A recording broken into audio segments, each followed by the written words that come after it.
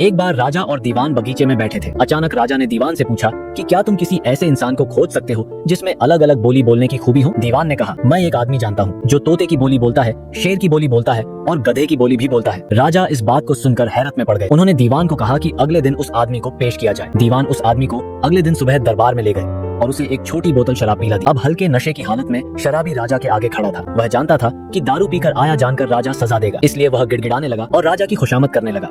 तब दीवान बोले कि हुजूर, यह जो सजा के डर से बोल रहा है वह तोते की भाषा है। उसके बाद दीवान ने वहीं उस आदमी को एक और शराब की बोतल पिला दी। अब वह आदमी पूरी तरह नशे में था। वह राजा के सामने सीना तानकर खड़ा हो गया। उसने कहा कि आप राजमहल के राजा हैं, तो क्या हुआ, मैं भी अपने घर का राजा हूँ, मैं यहाँ किसी से नहीं डरता हूँ। दीवान बोले कि हुजूर, अब शराब के नशे में निडर होकर यह जो बोल रहा है यह शेर की भाषा है। अब फिर से दीवान ने उस आदमी का मुंह पकड़कर एक और बोतल उसके गले से उतार दी।